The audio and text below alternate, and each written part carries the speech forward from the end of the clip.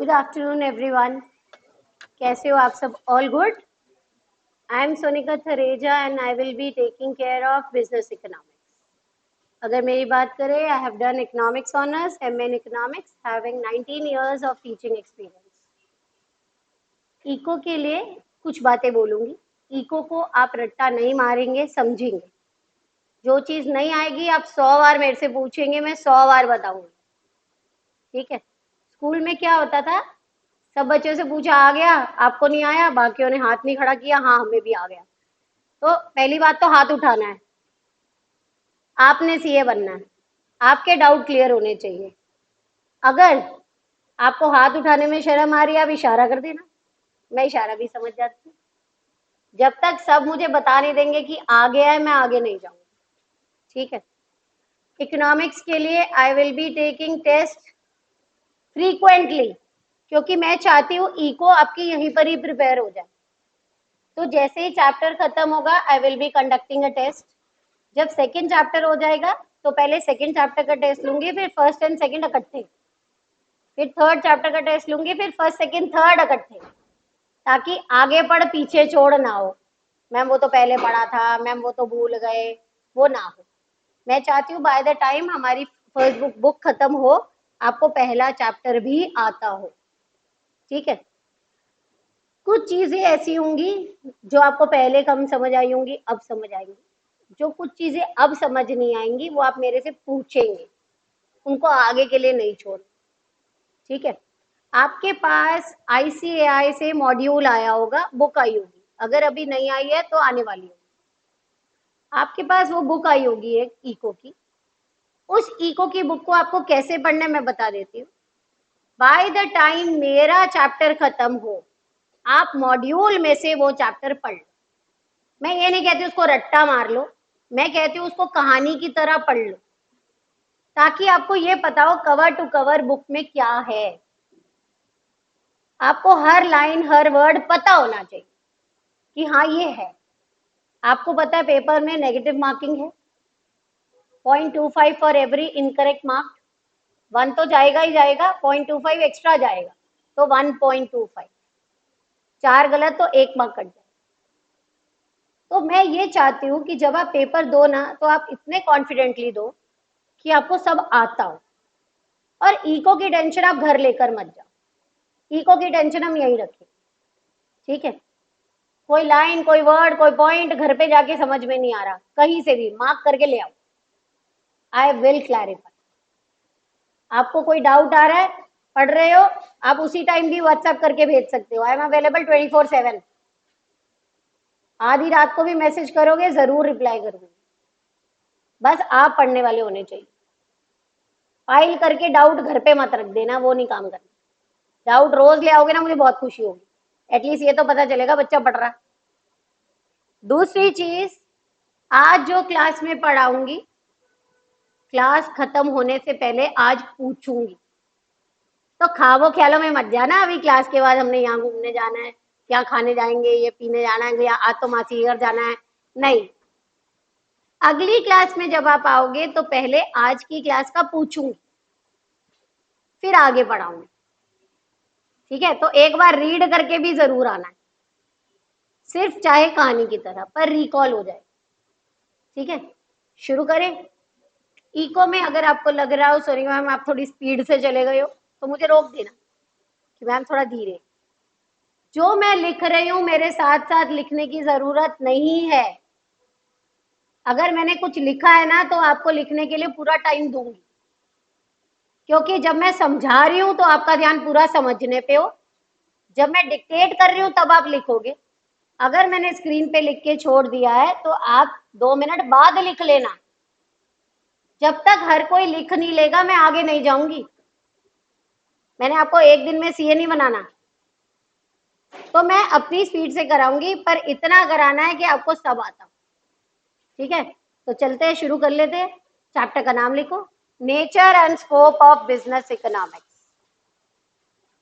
कोई बच्चा हो, मैम मैं साइंस बैकग्राउंड से हूँ, मैम मैं तो इंग्लिश में नहीं करी हुई, हिंदी में करी हुई है। भाई मेरे लिए सभी इक्वल है, चाहे वो साइंस बैकग्राउंड से है, चाहे वो कॉमर्स बैकग्राउंड से है, चाहे उसके पास इको थी चाहे नहीं थी, चाहे हिंदी में थी चाहे इंग्लिश में थी, मुझे लेना देना नहीं है।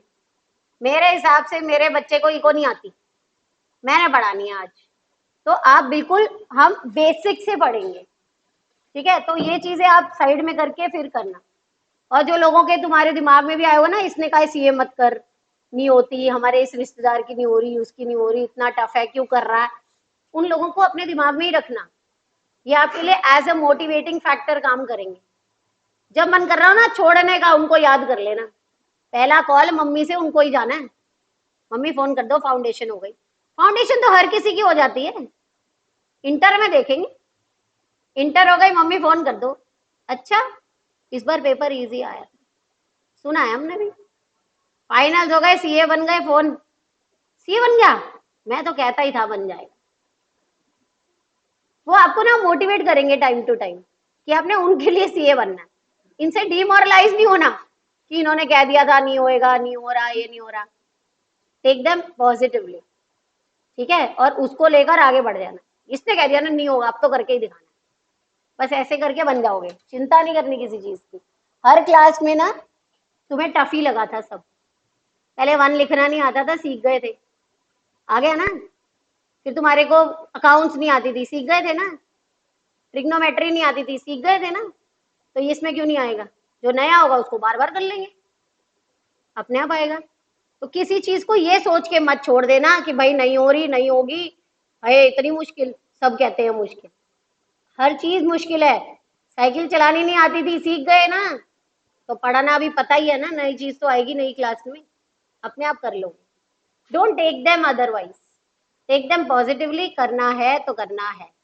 जिस टाइम आपने फॉर्म भरा था उस टाइम घर वालों की उम्मीदें जाग गई, अब हमारा बच्चा सीए बने, तो उस उम्मीदों को ना जगाए रखना, डोंट लीव इट बिहाइंड। थोड़ा सा टाइम लगता है, एफर्ट थोड़े एक्स्ट्रा है, अभी तुम्हारे पास टाइम है, तो मैं चाहती हूँ अभी दिवाली के बाद शुरू हो जाओ बस पढ़ने। मैम ये दूर है, हाँ जी दूर है, पर इतनी भी दूर नहीं है कि हम वेट कर लें, क्योंकि आने में टाइम नहीं लगेगा। न्यू ईयर पे आप 1 हफ्ता 10 दिन खराब कर दोगे, होली आएगी फिर आप 10 दिन खराब कर दोगे, कुछ कुछ चीजें आएंगी बीच में, ये आपका 1 महीना तो ले ही जाएंगे। तो उसको कवर करके अभी ही चलना, जितना हम पढ़ा रहे उतना आपको रोज डेली बेसिस पे रीड कर लेना, उसको छोड़ना नहीं है, पाइल अप मत करना, वो दिक्कत करेगा। जिस दिन आपको पता है नहीं पढ़ना, जैसे दिवाली वाले दिन आप नहीं पढ़ोगे, एक दिन पहले रात को मैम पार्टी हो रही होती है नहीं पढ़ेंगे, कोई बात नहीं, उससे एक दिन पहले तो पढ़ लोगे, तो रात को 2 घंटे ज्यादा पढ़ लो, 1 घंटा ज्यादा पढ़ लो, इतना तो कर सकते हो। Don't leave it for day after, do it now, क्योंकि बाद नहीं आएगी, उसको गड़बड़ मत करना। As a CA you are termed as professional, और मेरे लिए तो आप बन गए हो सीए, फॉर्म भर दिया ना, बन गए सीए, क्योंकि अब मेहनत करने के लिए सोचा है तो कर ही लेंगे। तो कुछ नहीं आएगा, आप मेरे से 100 बार पूछेंगे, मैं आपको 100 बार बताऊंगी, मेरे बताने पे आपको आना चाहिए, वरना छोड़ूंगी नहीं। समझ आ गई? अब शुरू करेंगे, nature and scope of business economics. कुछ नहीं है, इको जो हम रोज करते हैं वही इको है, मैंने नाम दे देना बस, चैप्टर का नाम लिख लो। और क्लास में कोई ऐसा है जो मुझे बता सकता है इकोनॉमिक्स क्या है? हिंदी, इंग्लिश, पंजाबी, जो लैंग्वेज आती है वो बोल देना। What is economics? एक सब्जेक्ट जो पीछा नहीं छोड़ रहा, 9th में 10th में एसएसटी में था, 11th में भी आ गया, 12th में भी अब फिर आया हुआ। और ये है क्या? Anything you know about eco? Okay, how to use efficiently the scarce resource of the society? Sorry? Study of economies is economics, okay. Okay, how to satisfy your human needs and wants in a best possible manner, right? सब सही है, सब बढ़िया। अब जो मैं याद कराऊंगी वो याद करना है, ठीक है। इकोनॉमिक्स वर्ड आया है ग्रीक वर्ड से, which is oikonomia, which means household, और हम अपने लिए बोलते हैं household management. How you manage your limited resources is economics. Eco के लिए ना आप एक बात याद रखना, हम इको हमेशा मिडिल इनकम के हिसाब से पढ़ेंगे, ना ही रिच ना ही पुअर। रिच हर एक चीज ले सकता है, पुअर कुछ भी नहीं ले सकता। हम जैसे लोग, हमारी जेब में 100 रुपए होते हैं ना, खर्चने से कम 5 बार सोचते हैं, खर्चे के ना खर्चे। आज का दिन तो चल जाएगा, कल देखेंगे, जरूरी है यार ये ले लेते। And that is what is called economics. Using your resource in the best possible manner is called economics. पापा को मंथली सैलरी मिलती है, पापा पेपर पेन लेके हिसाब बना रहे होते, इतना मम्मी को देना है घर के खर्चे के लिए, इतनी आपकी फीस भरनी है, इतना बिजली का बिल आएगा, इतने पैसे इन्वेस्ट करूंगा, इतना आने आने जाने का मेरा खर्चा, सब लिख रहे होते। That is economics. मम्मी के पास जब पैसे आते हैं, मम्मी लिख रही होती है, इतना मेड को दूंगी, इतने की ग्रोसरी आएगी, इतनी आपको धक्के खाने के लिए पॉकेट मनी दूंगी, सब लिख रही होती है। That is also economics. हमारे पास जब पैसे आते हैं ना, हम लिखते नहीं है, माइंड में कैलकुलेट कर लेते हैं, कितने का मेट्रो कार्ड रिचार्ज कराऊंगा, कितने का फोन रिचार्ज कराऊंगा, कितने का खाना पीना, अरे यार इस दोस्त का बर्थडे आ रहा है, इतने का गिफ्ट तो उसको भी देना पड़ेगा। And this is all what is called economics. हम हमेशा ई को अपने ऊपर डाल के देखेंगे कि हम क्या सोचते हैं और वैसा डिसीजन लेंगे। Eco is how you use your limited resource in the best possible manner so that resources are fully utilized। Clear है?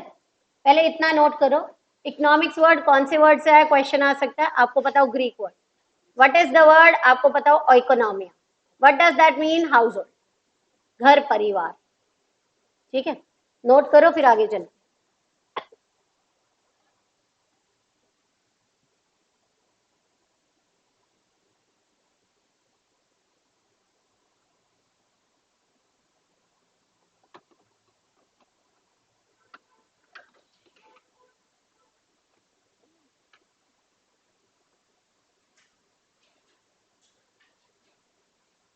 चलिए,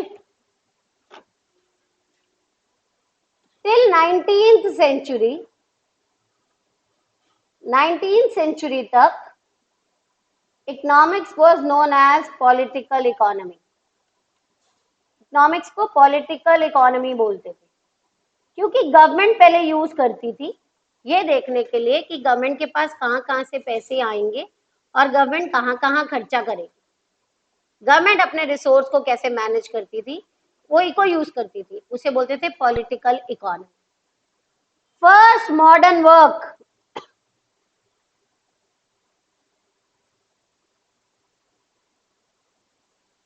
was written in 1776,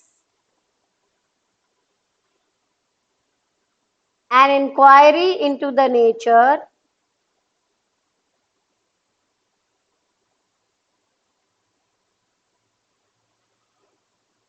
and causes of wealth of the nations। Give me one moment please।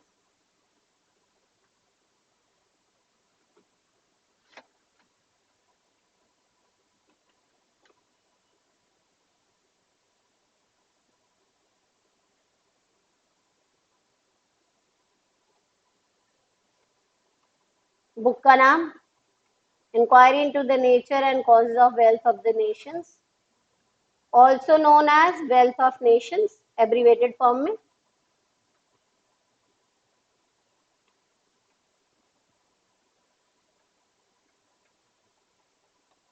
Bye Adam Smith.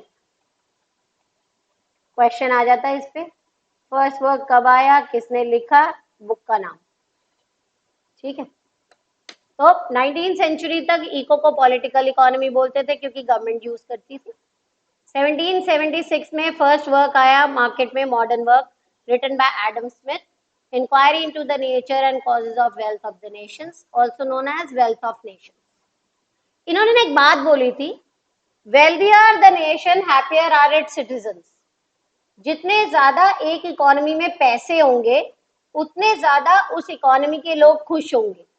क्या आप मानते हो कि जिसके पास ज्यादा पैसे होंगे वो हमेशा खुश ही होगा?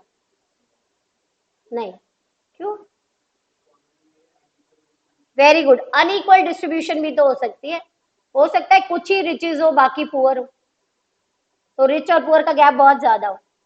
और छोटे तरीके से हम बोलते हैं, आपने कभी देखा है किसी गरीब को कैंसर हुआ, उसको fever, diarrhoea, stomach infection, vomiting होती है, और रिच को क्या होता है? Cancer, BP issue, heart issue. तो जरूरी नहीं है जिसके पास ज्यादा पैसे हो वो खुशी होगा, ये हम इंडिविजुअल के लिए बोलते हैं। रिचेस, जरूरी नहीं है कि इकोनॉमी में ज्यादा रिचेस होंगे तो इकोनॉमी अच्छी होगी। यूएस की बात करें तो यूएस के अंदर हर वक्त टेररिज्म का उनको डर बैठा हुआ।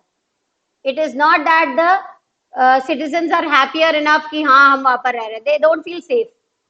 हर एक को ऐसे देखते हैं कि कहीं कोई आ तो नहीं गया। इंडिया में ना पैसे है ना डर है, जो है बढ़िया।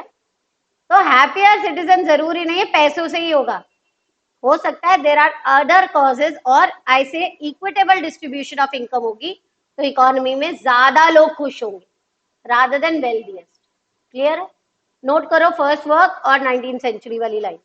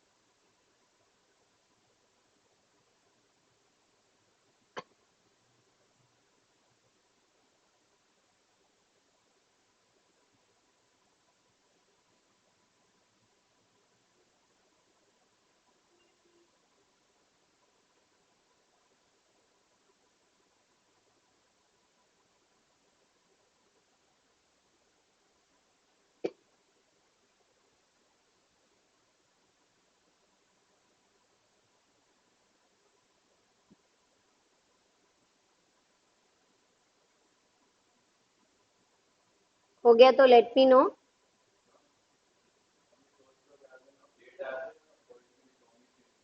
पॉलिटिकल इकोनॉमी का नाम चेंज हो गया, इकोनॉमिक्स बन गया।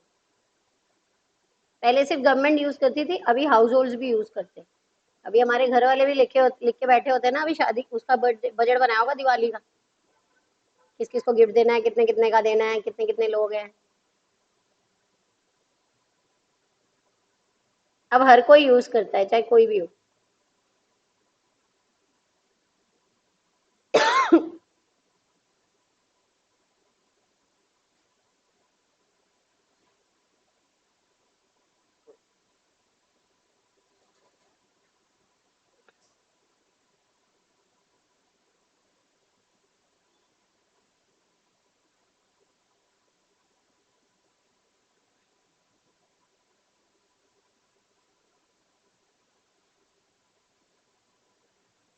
चले,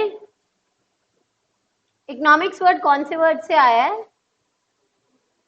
oikonomia. What is Greek word, right? Greek word oikonomia. What does that mean? Household management. Okay. 19th century तक इको को क्या बुलाते थे? Political economy. First modern work कब आया? 1976। पक्का 1776? किसने लिखा?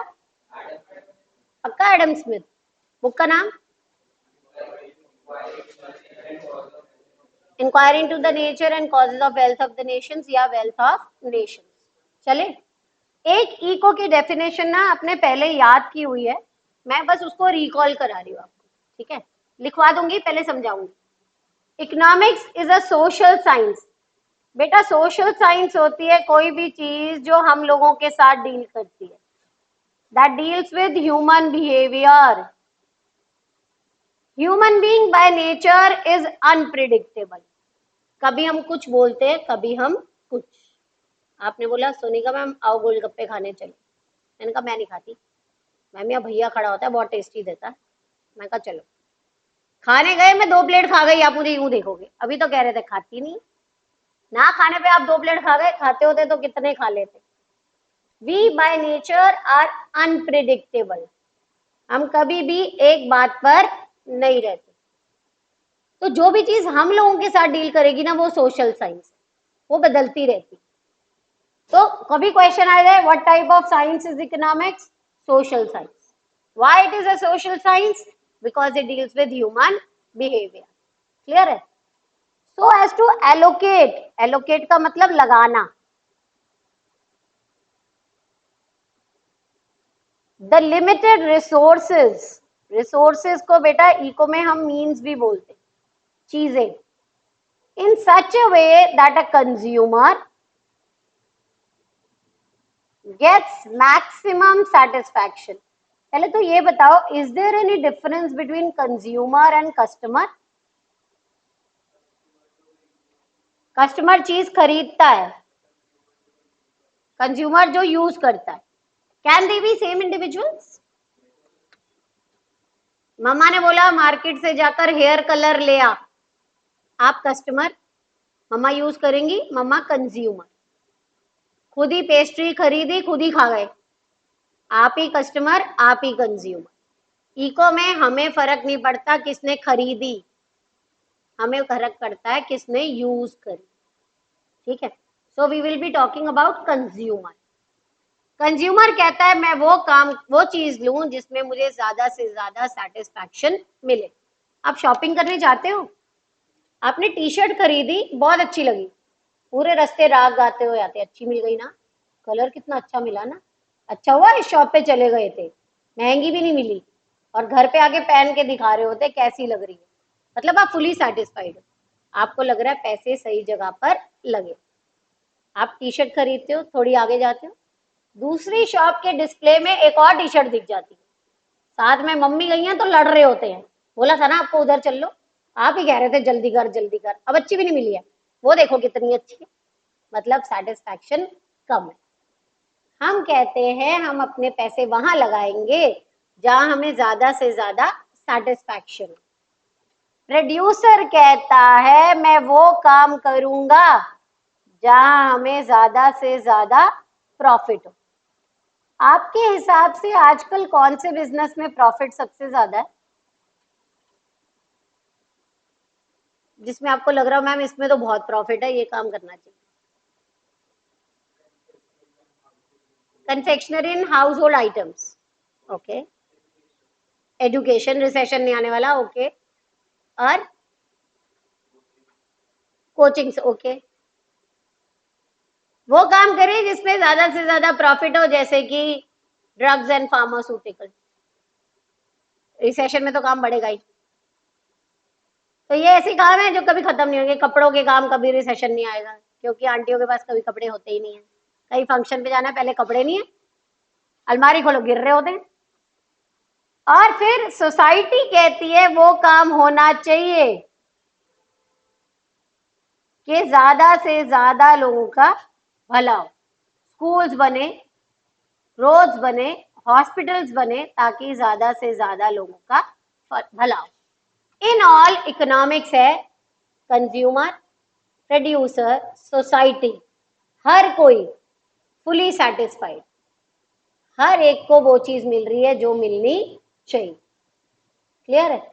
लिखेंगे इकोनॉमिक्स की definition. Economics is a social science. अच्छा, क्लास में कोई ऐसा है जो कहता है मैम आप लिखो साथ साथ हम लिखेंगे? एनीवन जो कहता हो मैम साथ साथ लिखो? Okay. Economics is a social science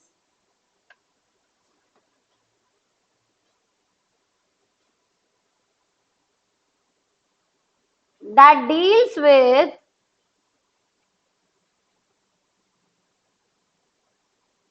that deals with human behavior, human behavior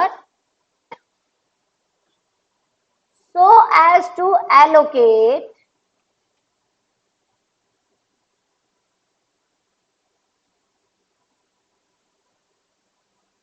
the limited resources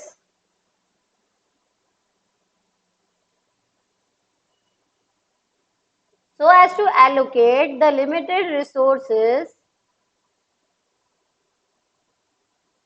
in such a way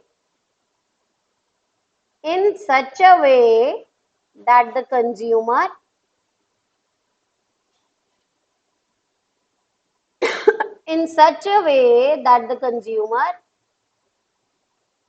gets maximum satisfaction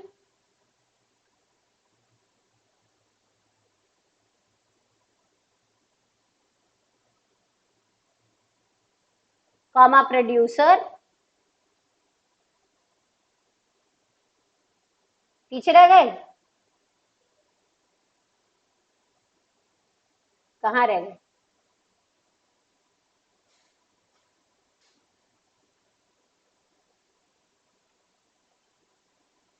और तो उधर नहीं जा सकता भाई अब that the consumer gets maximum satisfaction comma producer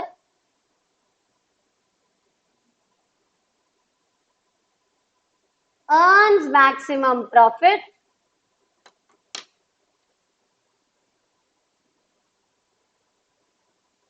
and society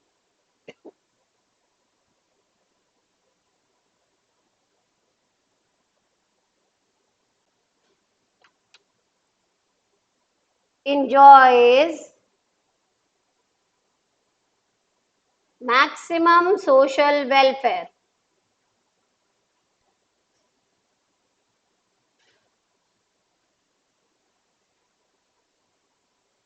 ठीक है, ई को पता चल गई क्या है?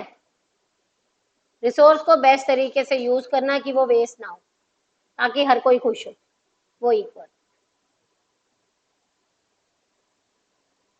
What do you mean by business?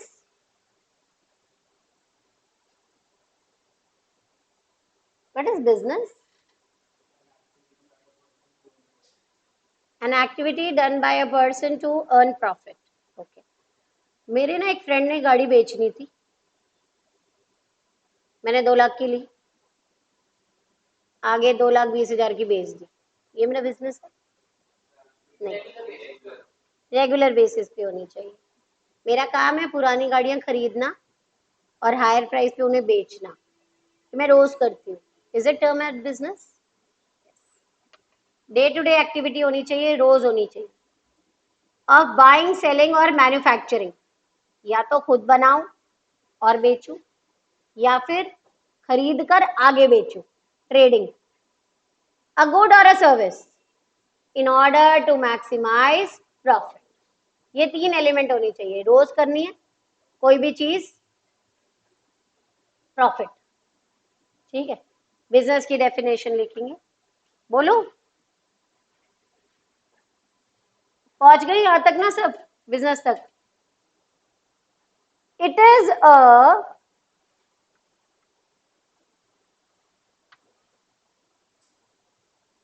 day to day activity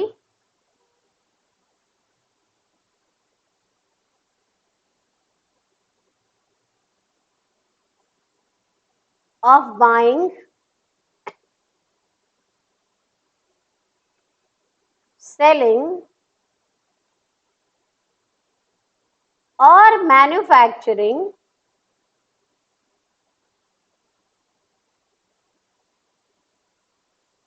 a good or a service in order to maximize profit.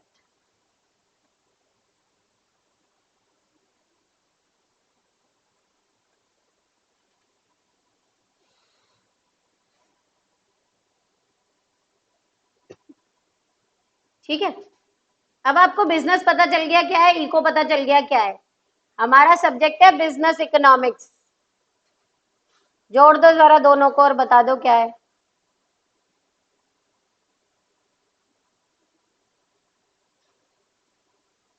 What is business economics? Very good. Use of economics theories, policies, rules, principles into your business practically is known as business economics. Class में कोई ऐसा है जो business करना चाहता है, जिसे सोचा हो यार आगे जाके बिजनेस करूंगा? ओके, किस चीज का? Wine and beer, okay. और आप किस चीज का? स्पीकर्स एंड ऑडियो, तो उसको बढ़ाने के काम करना। Okay. तो बात किससे करूं बताओ, आपसे कर लूं? ओके, क्यों करना है आपने वाइन और बियर का काम? रिवॉर्ड ज्यादा है, ओके, क्योंकि प्रॉफिट ज्यादा है। प्रॉफिट ज्यादा क्यों है? क्योंकि डिमांड ज्यादा है। डिमांड ज्यादा है, प्रॉफिट ज्यादा है। और खुद बनाओगे कोई ब्रांड भी या फिर ट्रेडिंग? ट्रेडिंग, मतलब इंपोर्टेड ब्रांड्स रखेंगे। कहाँ पर खोलोगे, मॉल में या किसी एरिया में जहां पर रेजिडेंशियल एरिया हो या ऑफिशियल एरिया ज्यादा हो? ऑफिशियल एरिया ज्यादा हो, ओके। डिमांड के हिसाब से ज्योग्राफिकल एरिया डिसाइड करेंगे। कॉस्ट, कॉस्ट कैसे करोगे? लेबर खुद रखोगे, खुद ही करोगे कि लेबर भी रखोगे? लेबर रखोगे, कॉस्ट देखेंगे, ओके।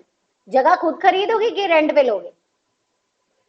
रेंट पे लेंगे पहले, कॉस्ट अगेन, ओके। कैसे करोगे, मतलब आप बाकी जो होंगे उन एरिया में खर्चों बेचोगे अपने प्रोडक्ट को जहां पर हब होगा, या फिर किसी आइसोलेटेड एरिया में जहां पे हब होगा, तो कॉम्पिटिटिव प्राइसेस पे बेचोगे, उनसे थोड़ा कम करके ताकि लोग हमसे लें, ओके।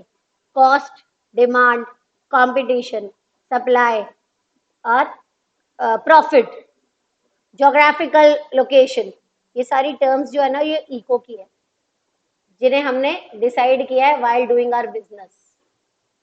तो प्रैक्टिकली जब आप इको की टर्म्स को, पॉलिसीज को, थियोरीज को अपने बिजनेस में लगाते हो ताकि आपका रिसोर्स वेस्ट ना हो, प्रॉफिट आपको ज्यादा से ज्यादा मिले, that becomes business economics. Simple सी बात है, आप सीए क्यों कर रहे हो? बता सकते हो आप मुझे, मैं इको की टीचर हूं। कोई तो रीजन होगा सीए करने का, घर वालों ने डंडा मारा सीए कर। जल्दी बताओ सीए क्यों कर रहे हो? ये जॉब, ये मेरे को नहीं देना आंसर, ये आपने बाकी सबको देना है। मुझे असली वाला आंसर देना है, सीए क्यों कर रहे हैं? मैं इको की टीचर हूँ यार, मुझे सीधी बात बोलो, हम पैसों के लिए कर रहे हैं मैम।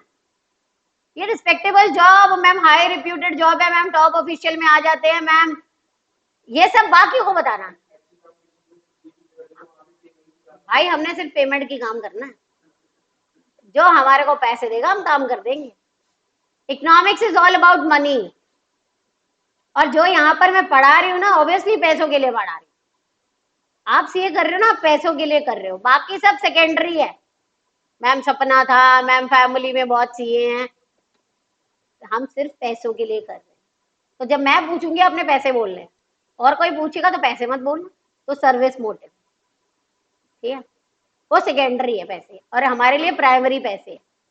तो आपने क्यों कर रहे हो सीए? क्योंकि डिमांड है, हाई पेड जॉब्स तभी तो है। अगर मेरे पास खुद पैसे होते मैं काम कर लेती, पर मैं सीए तो नहीं हूं, मुझे सीए को रखना पड़ेगा।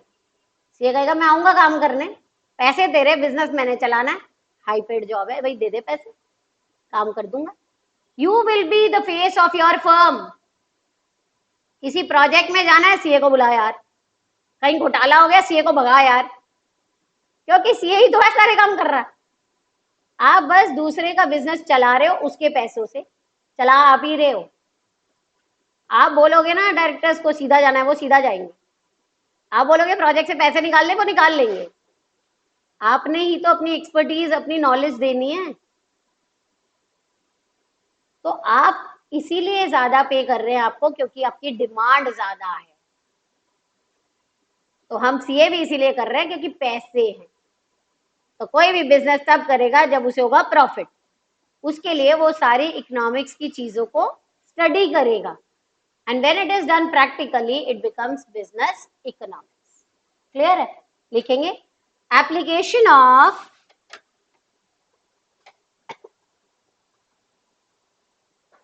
Application of economic rules, theories into a business,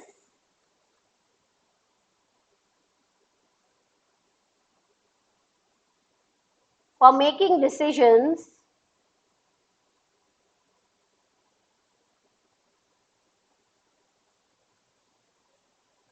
is known as business economics.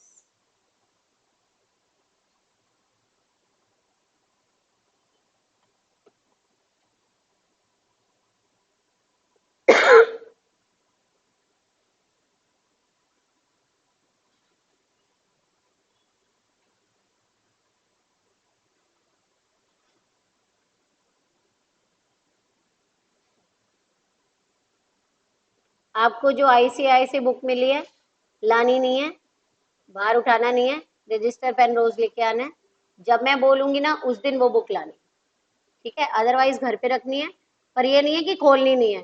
2 page मैंने पढ़ाए हैं तो 2 पेज आप उसमें से भी पढ़ लोगे, पहले आप ये नोट्स पढ़ोगे फिर आप वो बुक पढ़ो, ठीक है?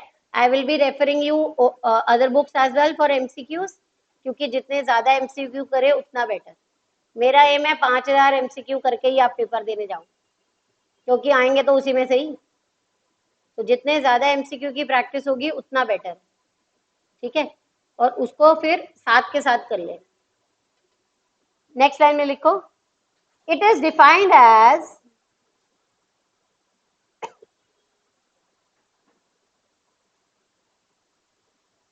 The use of economics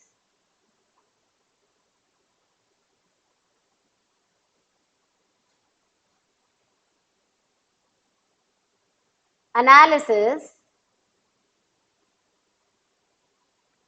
to make business decisions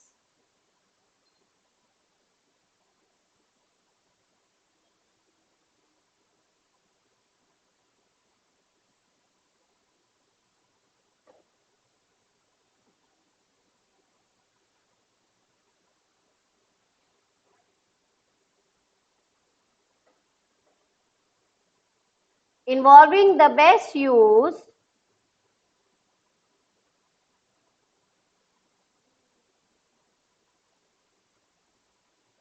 of organizations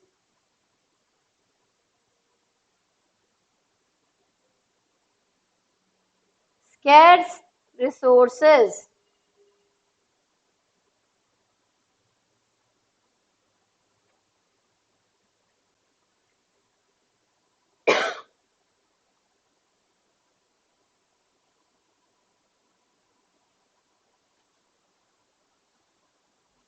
बेटा, very important line, it is also known as, other name याद रखना बेटा, अप्लाइड इकोनॉमिक्स, क्योंकि आप इकोनॉमिक्स के टूल्स को लगाकर देख रहे हो practically.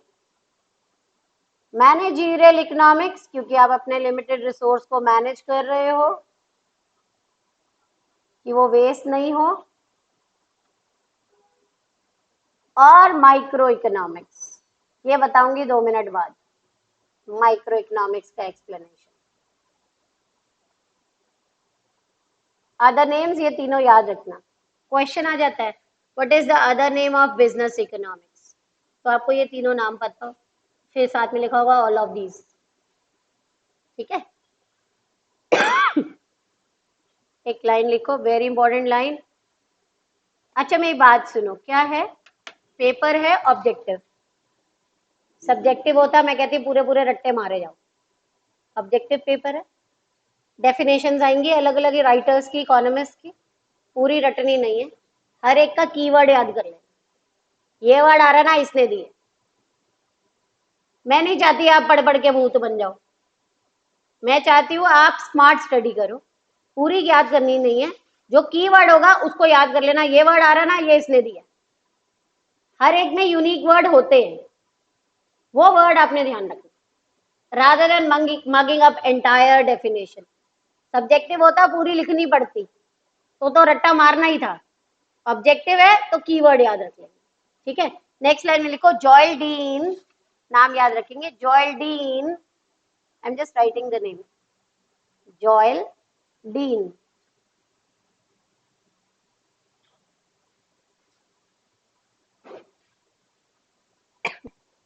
Defined business economics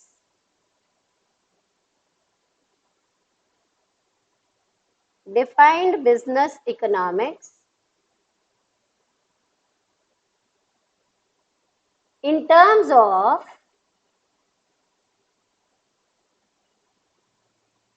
the use of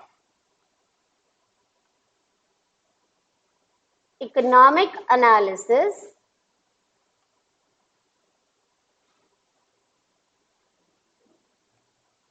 in the formulation of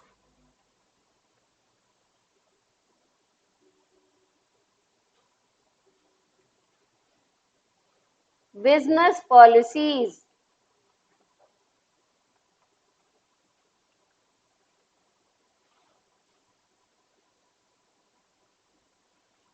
सीधा एक डेफिनेशन है हमारी बिजनेस इकोनॉमिक्स में, किसने दिया? जॉयल डीन ने।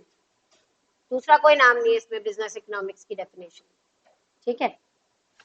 नेक्स्ट लाइन में लिखेंगे, कोई ऐसा तो नहीं मेरे पीछे रह जाता है, मेरे साथ साथ लिख रहे हो ना आप लोग? It is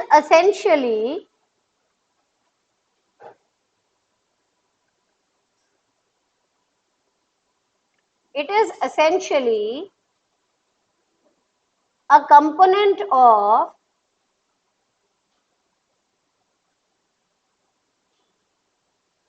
applied economics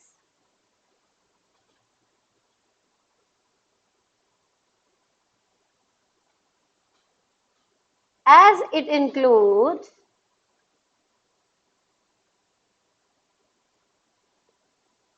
application of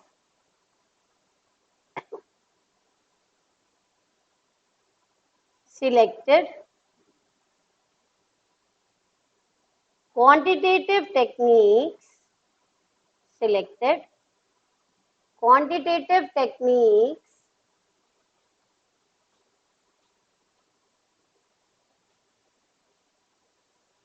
such as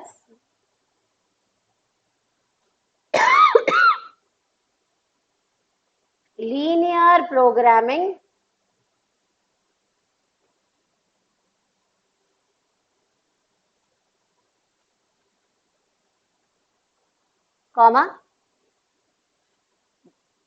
capital budgeting,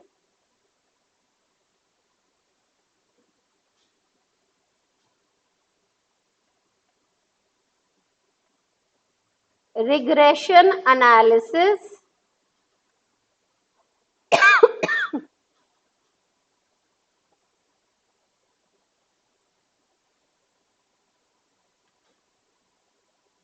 break-even analysis,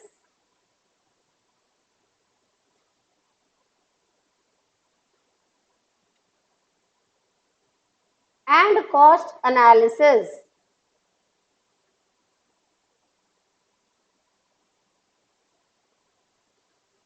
कितना डिमांड सप्लाई से इक्विलिब्रियम आ रहा है, कितनी कैपिटल लगानी पड़ेगी, relationship between variable price and quantity demanded, price and quantity supplied, कितना कम से कम कॉस्ट लगाने पे कहाँ पे उतना प्रॉफिट आ जाएगा जितने पैसे लगाएंगे, ब्रेक इवन, एंड कितनी कम से कम कॉस्ट कैसे कर पाएंगे, कॉस्ट एनालिसिस।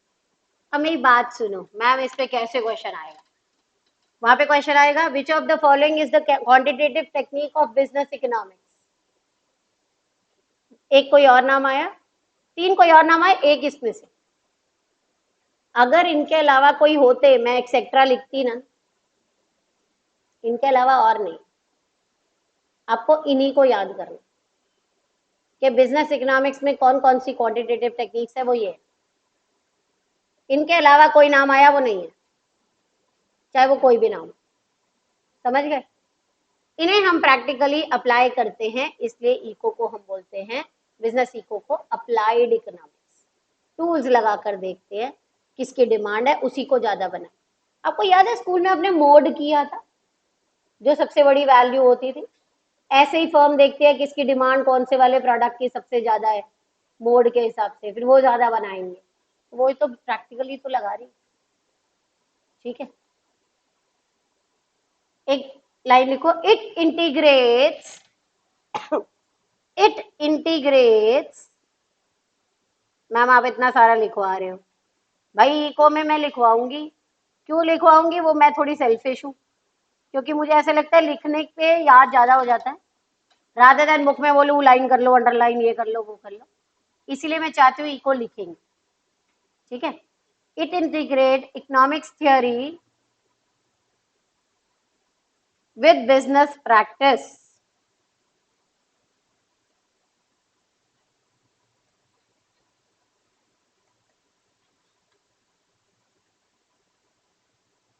अब मैं चाहती हूँ आप 2 मिनट नजर मारो जितना हमने किया है, डाउट है तो पूछो, नहीं तो आगे चलो, एक बार नजर मार लो।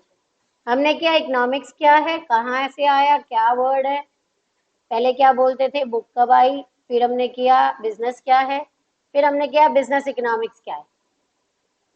ठीक है, इकोनॉमिक्स वर्ड कौन से वर्ड से आया है, Greek word, oikonomia, what does that mean, housing. What type of science is economics? Why? Deals with human behavior. Okay, whose aim is to get maximum profit? मेरे हिसाब से कंज्यूमर, पक्का producer. whose aim is to maximize welfare, social welfare, society, and for maximizing satisfaction, consumer. Business के लिए 3 चीजें बोली थी, क्या, profit, regular basis, day to day activity,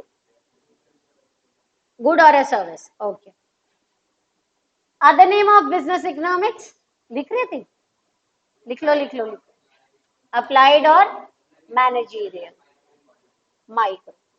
चले, समझ आ गई यहां तक, टॉपिक लिखो, ब्रांचेस ऑफ इकोनॉमिक्स।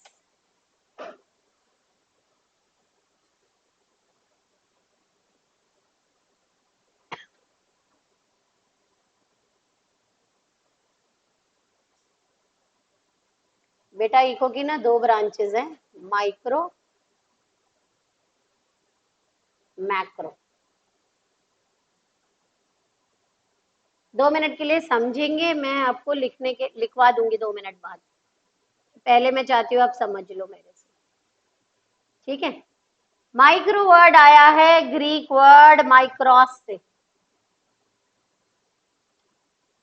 जिसका मतलब है स्मॉल, छोटा। मैक्रो वर्ड आया है ग्रीक वर्ड मैक्रोस से, जिसका मतलब है बड़ा, लार्ज। ठीक है,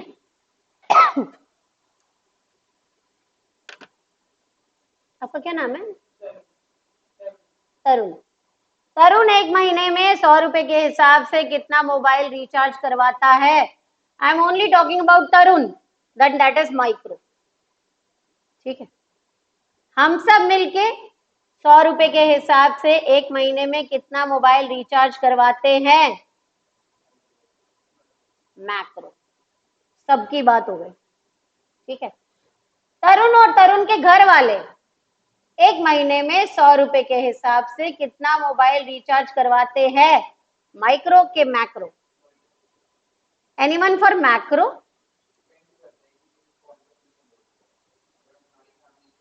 मैं तो सिर्फ तरुण की फैमिली के हिसाब से ये मैक्रो का हाथ है, एनीवन फॉर मैक्रो? सब माइक्रो, न्यूट्रल कितने हैं, जो होगा देखी जाएगी। हाँ, क्योंकि ये भी होते हैं, कई अलग होते हैं, कई बीच में बैठे होते हैं, देखी जाएगी। यू ऑल आर करेक्ट, तरुण और तरुण के घर वाले एक ही बात है, तो दैट इज माइक्रो। शादी का कार्ड एक ही आता है ना, सारे चले जाते हो, एक ही बात है। सगन देना होता है, एक ही लिफाफा देते हो ना, एक ही बात है, तो फिर यहाँ भी तो एक ही बात है। आप और आपके घर वाले एक ही बात है, दैट इज माइक्रो। हम सबके शादी के कार्ड भी अलग आएंगे, सगन भी अलग जाना है, तो macro. When I am dealing with all the individuals together, macro. When I am talking about one single individual or household, then that is micro. Clear है? माइक्रो के टूल्स है बेटा डिमांड एंड सप्लाई। अगर आपने हिंदी में eco पढ़ी थी तो डिमांड का मतलब मांग और सप्लाई का मतलब पूर्ति। भाई मुझे थोड़ी थोड़ी आई है जो बच्चों ने सिखाई है, गलत भी हो सकती है। एक टाइम पे एक प्राइस पे कंज्यूमर किसी भी चीज के कितने यूनिट खरीदने को तैयार है वो डिमांड। एक टाइम पे एक प्राइस पे सेलर किसी भी चीज के कितने यूनिट्स बेचने को तैयार है वो सप्लाई। सारे कंज्यूमर मिलके tool of macro aggregate demand can be written as AD. Tool of another tool of macro AS. सारे कंज्यूमर मिलके कितने यूनिट, सारे फर्म मिलके कितना बेचने को तैयार है, can be written as AS. अभी लिखवाऊंगी सारा। Other name of micro price theory, क्योंकि इसमें हम कीमत की बात करेंगे, पैसों की बात करेंगे। Other name of macro income and employment theory, आय की बात करेंगे, और एम्प्लॉयमेंट तो हिंदी में मुझे नहीं पता, रोजगार की बात करेंगे। एम्प्लॉयमेंट थ्योरी, कितने लोगों को काम मिला हुआ है, कितने को काम नहीं मिला। Micro is like looking at a tree. एक पेड़ को देखना माइक्रो है, पेड़ बड़ा है, पेड़ छोटा है, पेड़ पे फ्रूट्स है, पेड़ पे फ्लावर है, एक की बात होती। Macro is like looking at a forest, सब पेड़ों को एक साथ, सब पेड़ों पे फ्रूट्स है, सब पेड़ों पे फ्लावर्स है, सबकी बात होगी तो macro. Example of micro, demand of a consumer, एक कंज्यूमर कितने यूनिट खरीदने को तैयार है, सप्लाई बाय अ फर्म, एक फर्म कितना बेचने को तैयार है, एक्सेट्रा। पूरी कंट्री की income, that is national income. What do you mean by government budget? सुना हुआ नाम, क्या होता है बेटा? एक चैप्टर था आपकी 12th में 8 नंबर का, वेरी गुड। एस्टिमेटेड क्या एक्चुअल? गवर्नमेंट के जो आने वाले टाइम पर एस्टिमेटेड गवर्नमेंट की जो स्टेटमेंट है, जिसमें गवर्नमेंट ने लिखा हुआ है कहाँ कहाँ से पैसे आएंगे और कहाँ कहाँ खर्चा होगा, उसकी रिटर्न स्टेटमेंट को हम बोलते हैं गवर्नमेंट बजट। इंडिया में आता है कब? First working day of February, can be first second, जो भी वर्किंग डे होगा। ओके, कौन बनाता है? फाइनेंस मिनिस्टर कौन है? श्री निर्मला सीतारमण। इम्प्लीमेंटेशन कब से शुरू होती है? 1 अप्रैल टिल 31 मार्च। ठीक है, थोड़े इकोनॉमिक्स के स्टूडेंट हो ना, थोड़ी बहुत जनरल नॉलेज भी चाहिए। आपके फोन में जहां पर व्हाट्सएप, इंस्टा डला हुआ है ना, फेसबुक, उनके बीच में डाल लो एक ईटी, इकोनॉमिक टाइम्स, क्योंकि न्यूज़पेपर लेने को बोलूंगी आपको अच्छा नहीं लगेगा, वो थोड़ा ऑरेंजिश ब्राउनिश न्यूज़पेपर होता है, उसमें कुछ मूवी का कुछ नहीं लिखा होता ना, फोटोएं होती है। तो बेटर है आप ईटी एक ऐप डाल दो, ताकि थोड़ा बहुत आपको पता हो, 2-4 क्वेश्चंस ऐसे भी आ सकते हैं, तो थोड़ा सा आप अपने आप को इकोनॉमिक टर्म्स से स्ट्रॉन्ग करेंगे। हाँ, 1-2 दिन लगेगा, क्या है बेकार सा है, 1-2 दिन बाद दोबारा पढ़ोगे ना तो थोड़ा थोड़ा इंटरेस्ट, थोड़ा समझने आना शुरू होगा। नहीं आएगा तो मैं बैठी हुई हूँ, ले आना मैम ये आर्टिकल बताओ जरा क्या है। थोड़ा सा इको को अपनी लाइफ में लाएंगे, क्योंकि वैसे हम करते हैं यूज, पर नाम नहीं देते। हमने यहाँ नाम दे देना है तो आपको पता चल जाना चाहिए यूज कहाँ करना। ठीक है, तो अभी आप लिखो ब्रांचेस ऑफ इकोनॉमिक्स, 2 कॉलम बनाओ, माइक्रो मैक्रो, स्मॉल लार्ज लिख लो, माइक्रोस मैक्रोस लिख दो। मैंने ना आज आपको 3 चीजें बोली है ग्रीक वर्ड से, याद है? इकोनॉमिक्स वर्ड ग्रीक वर्ड, और ये दोनों ग्रीक वर्ड। पेपर में आ जाए, नहीं आ रहा, ग्रीक वर्ड 99% सही होगा। 99% है कि अगर आपका माइक्रो इको में कोई टॉपिक वर्ड आ गया है और वो ग्रीक से ही आएगा, 1% है कि ना आए। ओरिजिन ही वहीं से, इकोनॉमिक्स की जो टर्मोलॉजीज दी गई हैं वो वहीं से दी गई। कॉलम बनाओ, micro macro, Greek word, small large, macros micros लिख के बता दो, फिर आगे चलेंगे।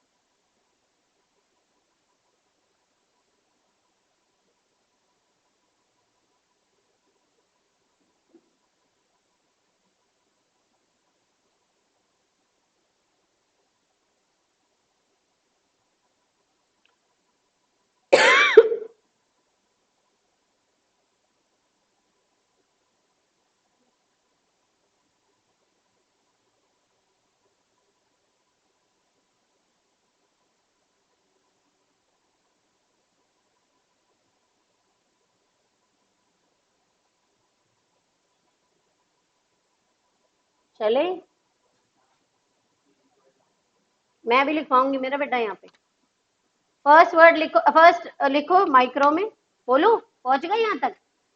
माइक्रो में लिखो first point, it deals with, it deals with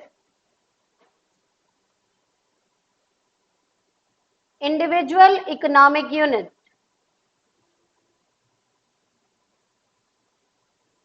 individual economic unit such as a household, firm, etc.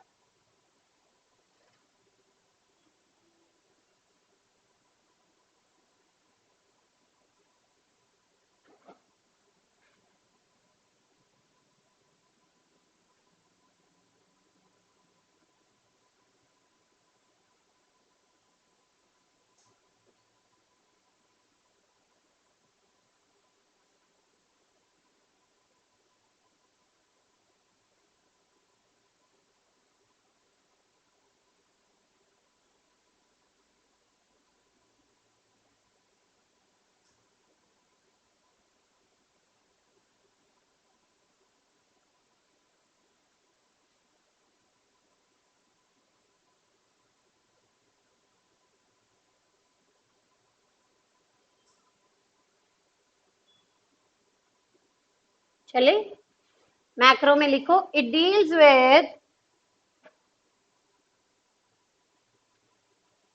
economy as a whole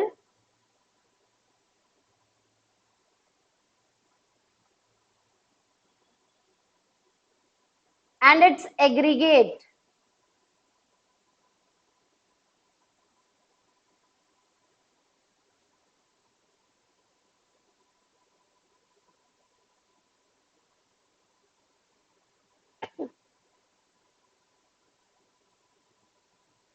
ठीक है।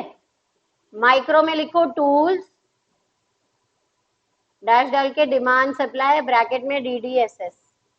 अब मेरी बात सुनो, पेपर में ना हो सकता है DD लिख कर आ जाए, उसका मतलब डिमांड है, SS लिख के आ जाए मतलब सप्लाई है।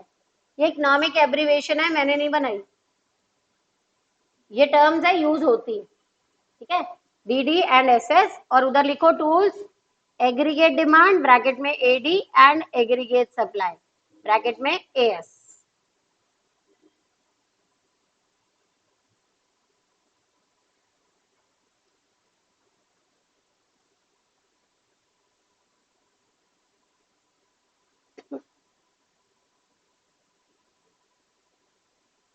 पहुंच गए, आगे लिखो अदर नेम, माइक्रो में लिखो other name price theory,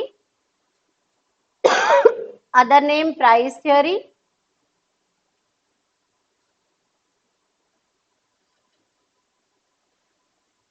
macro में other name income and employment theory and aggregative economics.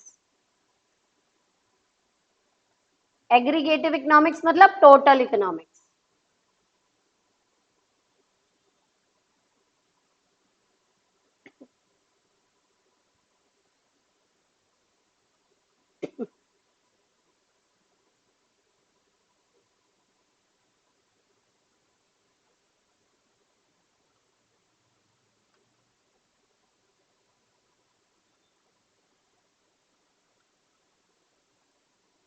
Micro में लिखो, यहां तक पहुंच गए मेरे तक।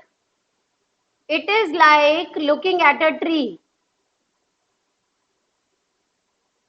It is like looking at a tree.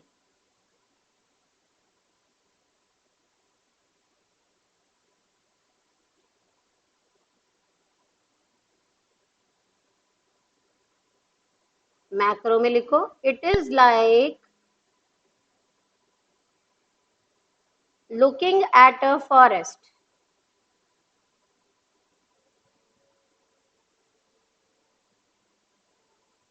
Looking at a forest. Micro में लिखो, एग्जाम्पल मैंने यहाँ लिखे हुए सामने, और मैक्रो के एग्जाम्पल्स भी मैंने सामने लिखे हुए।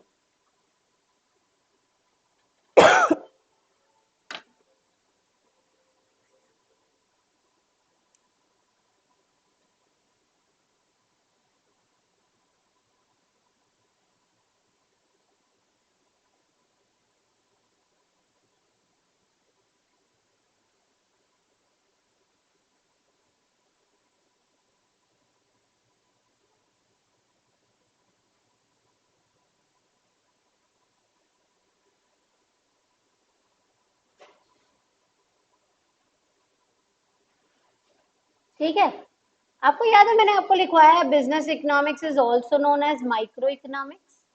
अब आप बता पाओगे क्यों? क्योंकि इंडिविजुअल है, हम अपने प्रॉफिट को देखेंगे, हमें नहीं लेना देना कि हमने बिजनेस क्यों करना है, हमने करना है सिर्फ अपने लिए, ताकि हमें ज्यादा से ज्यादा प्रॉफिट हो। So we are going to deal with our economic motive, that is individual and that is micro. Clear? चले, टॉपिक लिखेंगे few important concepts.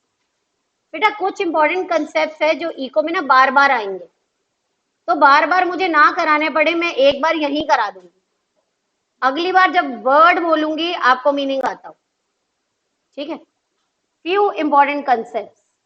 Last topic for the day, थको मत, बैठने की मुझे पता है आदत नहीं है, अभी बड़े दिन बाद बैठना शुरू किया है, पर मैं कुछ कर नहीं सकती, यू हैव टू।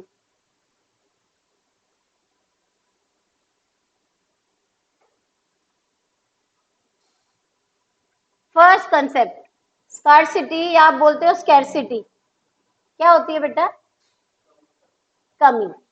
कमी किस चीज की होती है? जिस चीज की डिमांड ज्यादा हो और अवेलेबिलिटी कम, सिंपली हम बोलते हैं शॉर्टेज। ठीक है, पानी की कमी है, प्योर और सेफ ड्रिंकिंग वाटर की कमी है, पानी की कमी नहीं। हवा की कमी है सब जगह, फ्रेश एयर की कमी है ना, जैसे लेने हम पहाड़ों पे जाते हैं, सांस नहीं आ रही, मैं भी घर वालों को ये बोलती थी पहले, सांस नहीं आ रही घुमाने ले जाओ, ले जाते थे बेचारे 2 दिन। अब मैं बोलती हूँ ना सांस नहीं आ रही, बेचारे एयर प्यूरिफायर ऑन कर देते हैं। अब आई भाई तो बार बार कहती है सांस नहीं आ रही, तेरे को यही ठीक करेंगे। साफ पानी की कमी है, पानी की कमी नहीं है, डिमांड तो साफ पानी की। तो किसी भी चीज की अगर डिमांड ज्यादा होगी और availability come, that will be shortage और स्कार्सिटी। अगर आप स्कैरसिटी कहते हो, गलत नहीं कहते। ठीक है, लिखेंगे लिमिटेड अवेलेबिलिटी, ये लिख लिया, AD greater than air shortage. आधे लोग तो मेरे साथ साथ लिख रहे हैं, आधे रुके थे अभी। लिमिटेड अवेलेबिलिटी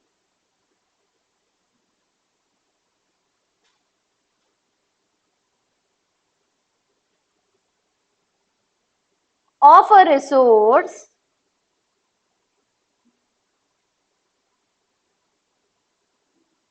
in accordance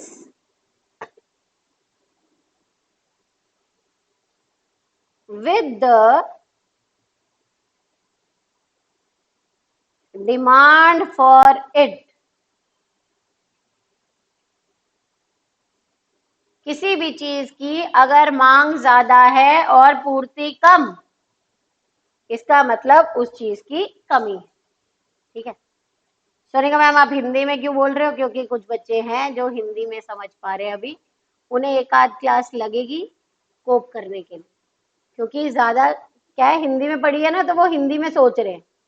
अब इनको 2 दिन में मुझे इंग्लिश पे लाना पड़ेगा, तो धीरे धीरे आ जाएंगे। अगर जिन बच्चों ने हिंदी में की हुई है, कोई वर्ड नहीं समझ में आ रहा, अंडरलाइन करके मेरे पास ले आना, मैं उसको समझा दूंगी, ठीक है। पर छोड़ के मत चले जाना, नहीं आ रही इको छोड़ परे, भाई पेपर में आनी है। और ये इको ऐसा सब्जेक्ट है जो आपकी एग्रीगेट बहुत अच्छी कर देगा। तो ये तो आपके लिए ये लगा लो जेली ऑन द केक है, जितने आ रहे होंगे बस उसको डबल करने का काम कर देगा ये। तो आप उसके हिसाब से काम करोगे कि इसको तो 90 पार लाना ही लाना है। लास्ट अटेम्प्ट में 95 आए थे, मैं अभी बता देती हूँ मेरे बच्चे के। इस वाले अटेम्प्ट में मैंने 95 प्लस का टारगेट दे रखा है, जितने भी आएंगे उससे ऊपर आपके आने चाहिए। बोला है 97, तो आपका उसके ऊपर का टारगेट है, कम में मैं नहीं मानूंगी। मेहनत आप करो, करवाऊंगी मैं, दोनों साथ साथ पहुंच ही जाएंगे, ठीक है। पर मेरे को आपके कम मार्क्स नहीं चाहिए। मैम आती नहीं है, इको से डर लगता है, मैम बोरिंग लगती है, मैम समझ नहीं आ रही है, जो भी है सब हटा दो, अब आनी चाहिए। चलें, second concept, factors of production क्या होते हैं? वो प्रॉब्लम्स है बेटू,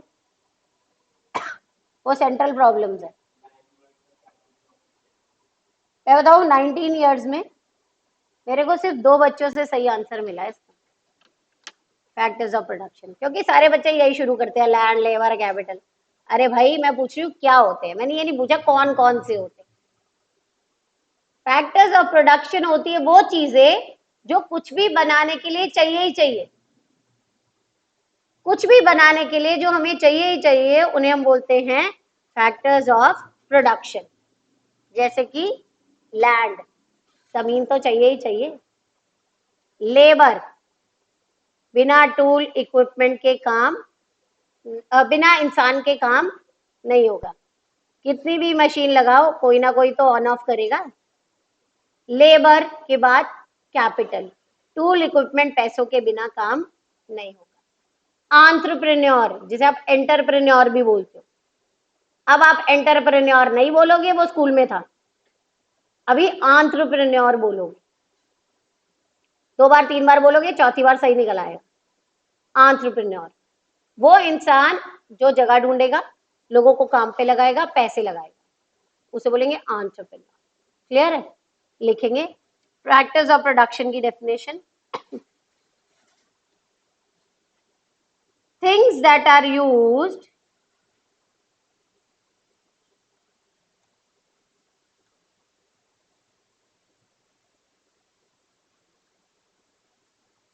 अगली बार कोई फैक्टर ऑफ प्रोडक्शन बोले, लैंड, लेबर शुरू मत करना। For the production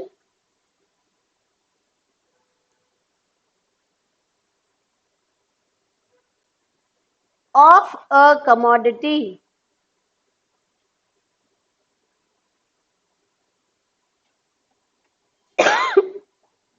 these are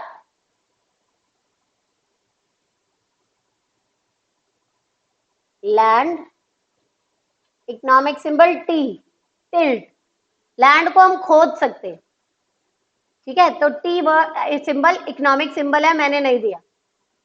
labour, human effort, written as L. Capital K, British English में KAPITAL लिखते हैं, तो वहां से सिंबल दे दिया उन्होंने के। एंड एंटरप्रेन्योरशिप,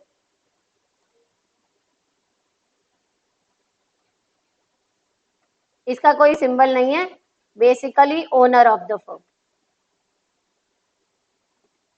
जगह ढूंढेगा, लोगों को काम पे लगाएगा, पैसे लगाएगा, काम शुरू करेगा।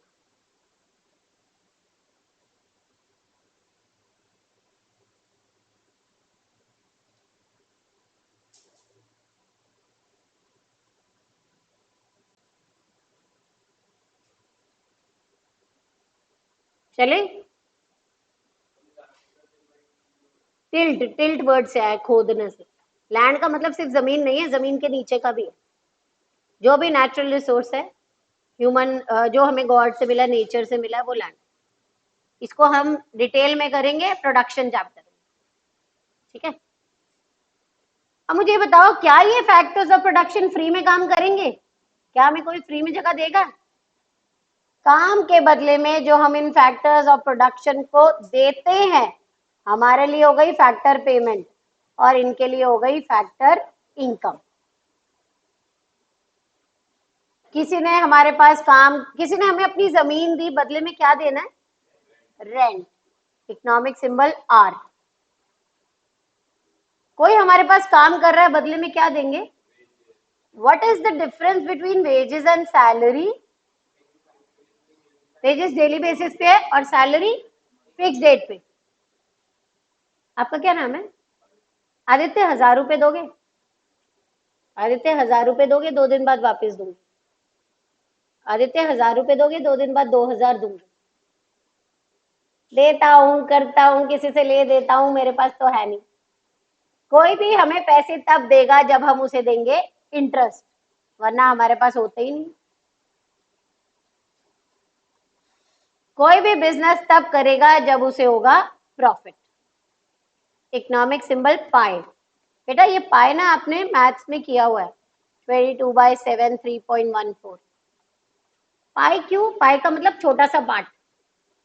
आपने देखा होगा मम्मी बार्गेनिंग करती है, भैया कहता है आंटी जी इतने तो पैसे ही नहीं बचने, आंटी जी इतना तो प्रॉफिट ही नहीं होता, 1 रुपया तो बचना है। प्रॉफिट मतलब छोटा सा पार्ट, तो उसे बोलते हैं पाई। Together rent, wages, interest and profit, these are called factor income. काम के बदले में जो फैक्टर्स ऑफ प्रोडक्शन को मिले उसे बोलेंगे फैक्टर इनकम। ठीक है, लिखेंगे, बोलो। It is the income received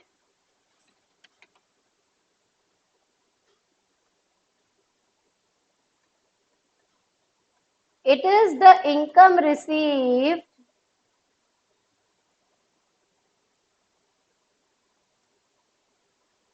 by the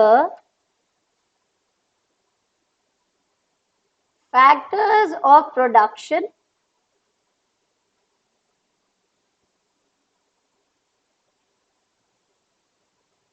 for rendering।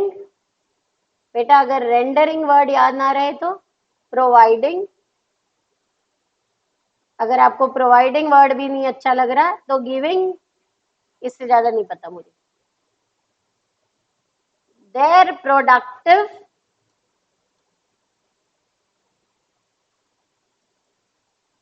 Services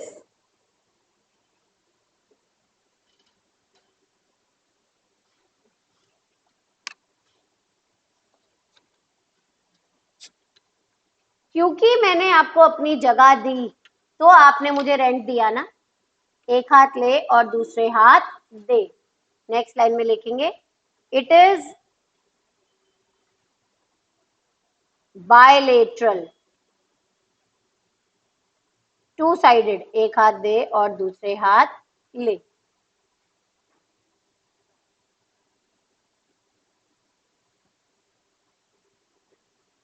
next point लिखेंगे। अब मेरी बात सुनो, कमाया गया है, जगह दी तो पैसे कमाए, रेंट कमाया, काम किया तो वेजेस कमाई। It is an earning concept, कमाया गया है।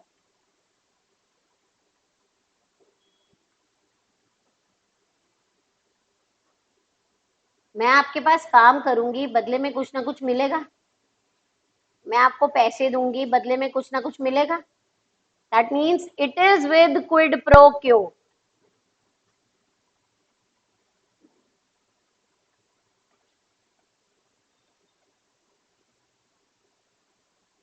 समथिंग इन रिटर्न, बदले में कुछ ना कुछ मिलेगा।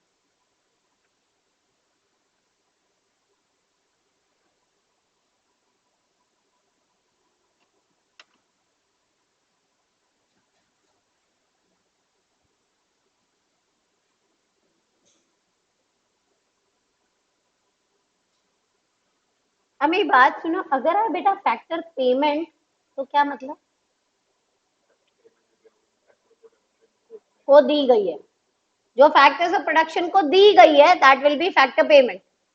जो फैक्टर्स ऑफ प्रोडक्शन को मिली है दैट इज फैक्टर इनकम। ठीक है, मैंने वहां लिखा है इनकम रिसीव्ड, पेमेंट होगा तो इनकम पेड, ठीक है, to the factors of production for rendering their productive services. आपने ये लिख लिया था, these are rent, wages, interest, profit, ये लिख लिया ना ऊपर। लास्ट कंसेप्ट करेंगे आज का, थकाऊंगी नहीं, पूछूंगी फिर भेजूंगी। ट्रांसफर इनकम, थर्ड है ना, फोर्थ, ओके। ट्रांसफर इनकम,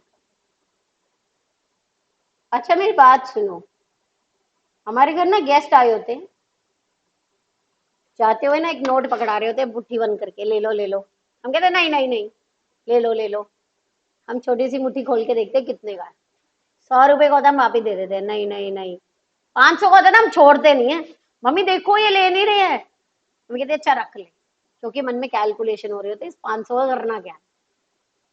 आपने बदले में कुछ किया था, एक नमस्ते ही तो की थी, बिना काम किए जो हमें मिल जाए, that is called transfer income. Gifts, birthday आया आपको गिफ्ट दे दिया, बदले में जरूरी नहीं आप पार्टी दोगे। Donations, grants, old age pension, scholarship, allowances, जिसके बदले में हमने कुछ नहीं किया, that is known as transfer income. Factor income काम के बदले में मिलती है, ट्रांसफर इनकम बिना कुछ किए मिल जाती। क्लियर है, लिखेंगे। बोलो, it is the amount received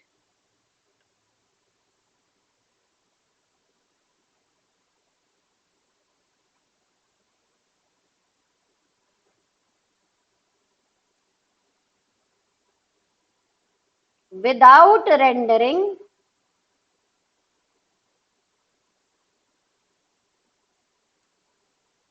या प्रोवाइडिंग या giving any productive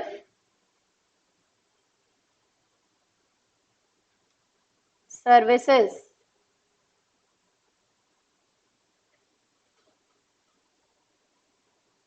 next point लिखो बेटा, सिर्फ हमें मिला है, हमने में बदले में कुछ नहीं किया, इट इज यूनिलेटरल, बस एक हाथ दे, one sided, it is unilateral, ये सिर्फ हमें मिला है, हमने कमाया नहीं है, it is a receipt concept. अच्छा अगर आप रिसिप्ट बोलते हो ना तो आप मेरे से मार खाओगे, आप इसको रिसीट बोलोगे, it is a receipt concept, receipt नहीं बोलना, receipt is the wrong pronunciation for the word. हम बोलते हैं ना भैया रिसीट दे दो, भैया रिसिप्ट दे दो नहीं बोलना, आपने रिसीट बोलना। इट इज विदाउट एनी, वैसे बोलते हैं प्रोनाउंसिएशन इज नेवर रॉन्ग, हर कोई अपने अपने तरीके से प्रोनाउंस करता है, पर as a professional you need to be perfect, वरना आईसीआई कैसे कैसे सीए बना रहा है, और हमें ऐसे ऐसे नहीं बनने, हमने तो यूं बनना है।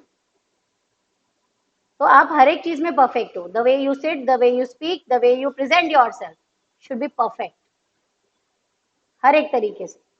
अभी सही फील लेने लग जाओ सीए की, बस बन ही गए हो, शुरू कर दिए, पहली सीढ़ी पे पैर रख लिए, अब तो चढ़ी जाएंगे। It is without any quid pro क्यो, जरूरी नहीं है बदले में कुछ ना कुछ मिलेगा। Example, gifts, donations, old age pensions, etcetera.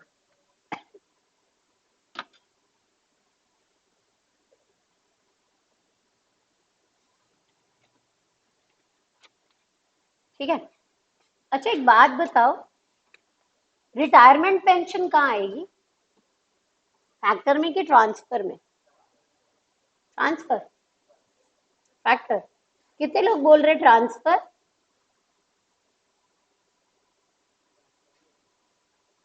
Retirement pension factor में आएगी कि ट्रांसफर इनकम? ये ट्रांसफर वालों के हाथ है। नहीं, रिटायरमेंट पेंशन पूछा मैंने। ये ट्रांसफर वालों के हाथ थे। ओके, न्यूट्रल वाले कितने हैं? जो होगा देखा जाएगा। वो भी है क्या कोई? Correct answer is factor. आपने काम किया है, आपकी सैलरी से पैसे कटे हैं जो बाद में मिलेंगे। ऐसे थोड़ी कोई भी रिटायरमेंट पेंशन दे देगा। काम करोगे तभी तो कंपनी आपको दे रही है। Transfer is without doing any work you have got. जैसे ओल्ड एज पेंशन, 60 इयर्स के हो गए तो पैसे मिल रहे हैं, बदले में कुछ किया नहीं है। पर retirement pension is factor income. आपने उसके लिए काम कर लिया, आपकी सैलरी से पैसे कट चुके हैं, वो पैसे आपको बाद में मिल रहे हैं रिटायरमेंट के टाइम पर। क्लियर है? क्विकली नजर मारो जितना आज किया है। कोई डाउट है तो पूछो, नहीं तो मैं पूछूं। नहीं है डाउट तो बंद कर दो।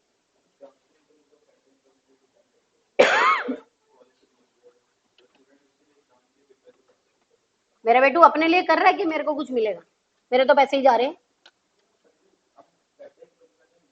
फैक्टर इनकम विल भी मेरे लिए किया गया काम जिसके लिए मैं आपको पैसे दे। स्कॉलरशिप तो आप अपने लिए पढ़ रहे हो ना, तो आपको मिली है, उससे मेरा क्या फायदा हुआ? आप चैरिटी करते हो, बदले में वो दुआएं दे देते हैं, कुछ देते हैं बदले में। क्या मोटिव हो? ये हिडन मोटिव क्या है कि भगवान देख रहा है? हाँ, गुडविल के लिए। गुडविल के लिए आप कितनी बार दे दोगे चैरिटी? वो डिपेंड करता है हमारी इनकम पे, पर है तो वो ट्रांसफर ही। बदले में आपको क्या मिल रहा है? डायरेक्ट बेनिफिट नहीं मिल रहा ना।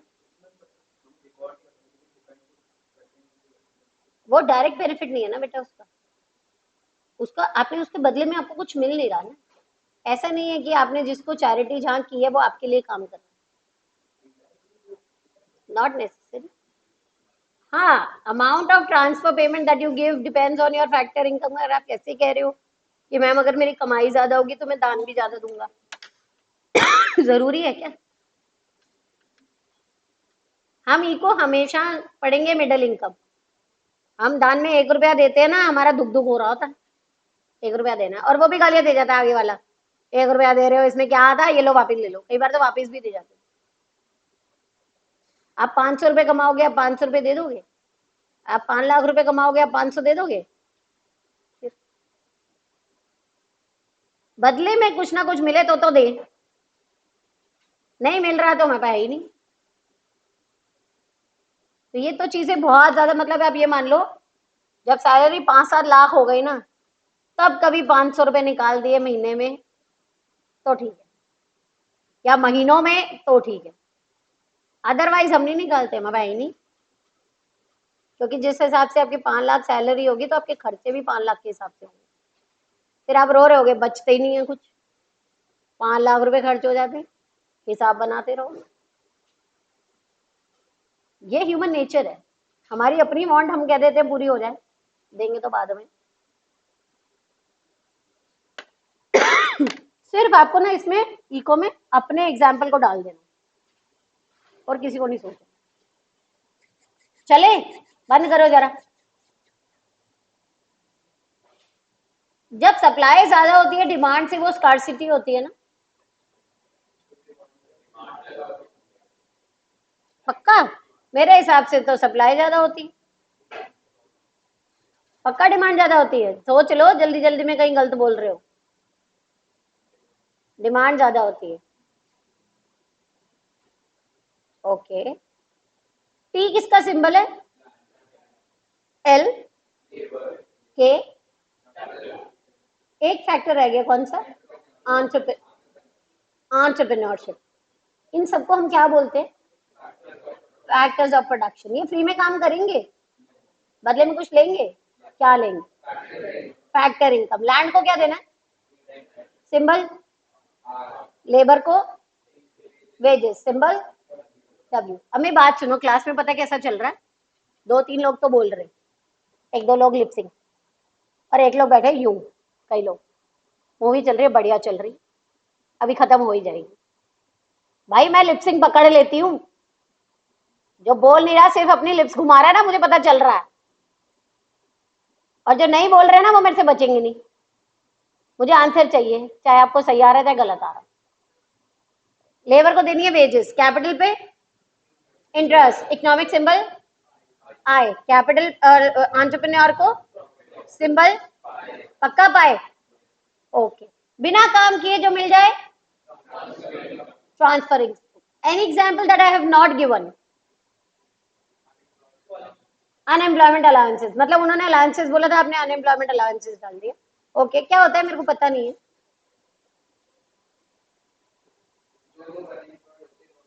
अनएम्प्लॉयड कौन होते हैं मेरे को ये नहीं पता। जिनके पास काम नहीं होता, जो बेरोजगार होते हैं। Okay, willing but not getting the work. Okay, that is involuntary unemployment. Okay, तो उससे क्या होगा? तो पैसे मिलते हैं, गवर्नमेंट देती है। इंडिया में है अनएम्प्लॉयमेंट अलाउंसेस? सॉरी,